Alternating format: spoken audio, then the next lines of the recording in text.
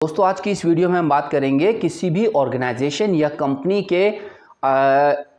कामयाबी और नाकामी के बारे में। क्यों कोई ऑर्गेनाइजेशन कामयाब हो जाती है, क्यों कोई ऑर्गेनाइजेशन फेल होती है या नाकाम होती है। बहुत सारी वजूहत होंगी, लेकिन मैं एक वजह पे डिस्कस करूंगा और फोकस करूंगा, और वो है कि आपकी उस ऑर्गेनाइजेशन को लीड कौन कर रहा है। यानी क्या आपकी इस ऑर्गेनाइजेशन को कोई फाइनेंस का बंदा कंट्रोल करता है, लीड करता है, या मार्केटिंग का बंदा। अच्छा, टॉपिक पे जाने से पहले मैं आपको एक छोटी सी डिस्कशन बताना चाहूँगा कि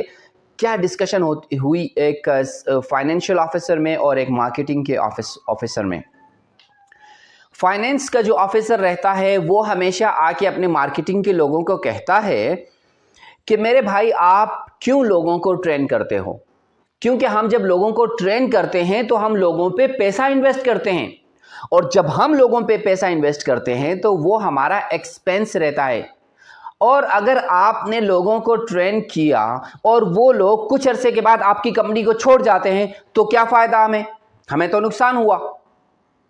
इसके जवाब में मार्केटिंग का जो मैनेजर रहता है वो जवाब देता है कि ठीक है फाइनेंस के मैनेजर साहब, आप ठीक कहते हैं, चलो हम ऐसी एक बात करते हैं कि हम लोगों को ट्रेन नहीं करते और ये अनट्रेंड अनस्किल्ड लोग आपकी ऑर्गेनाइजेशन के अंदर साल हा साल बैठे रहते हैं, तो क्या फायदा। अब देखिए, अगर आप इस डिस्कशन से आइडिया लेते हैं तो याद रखिएगा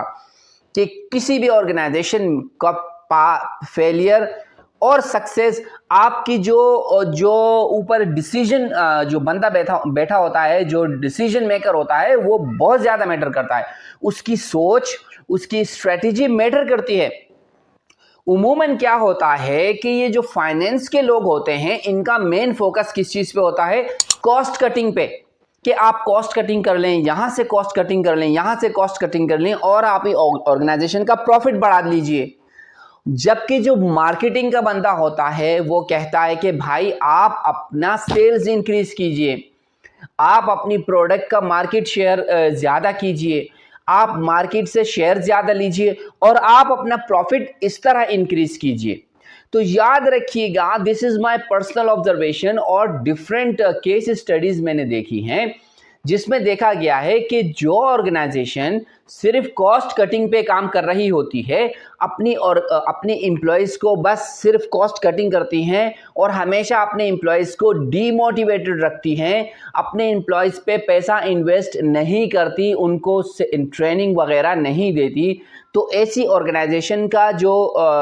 लास्टिंग होती है वो लॉन्ग लास्टिंग नहीं होती। वो कुछ अरसे तक तो प्रॉफिट जमा कर रही होती है, लेकिन उसके बाद फिर उसका जो प्रॉफिट नेगेटिव होना शुरू हो जाता है और फाइनली उनकी एग्जिस्टेंस का मसला हो जाता है।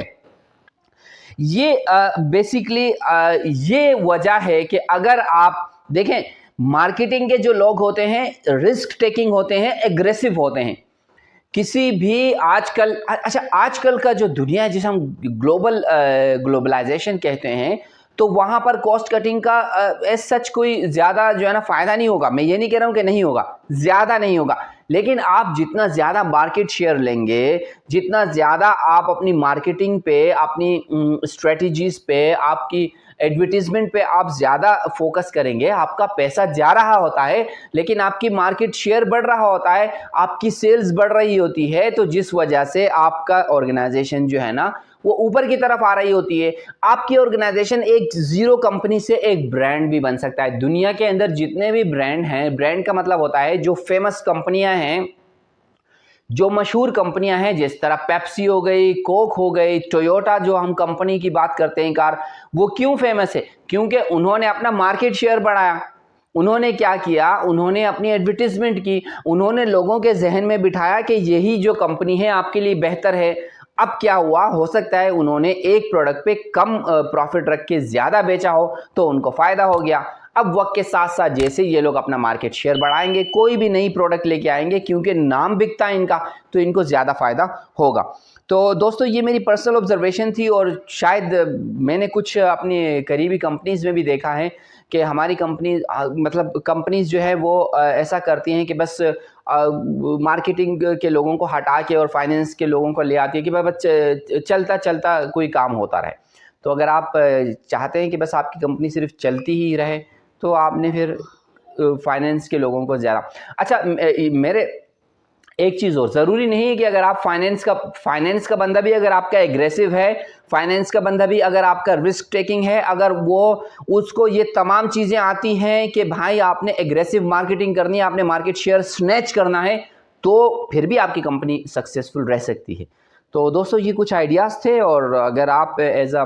किसी ऑर्गेनाइजेशन से ताल्लुक़ रखते हैं तो इनको अगर आप अप्लाई करते हैं तो I am sure you will get the good results. Thank you so much, take care, bye bye.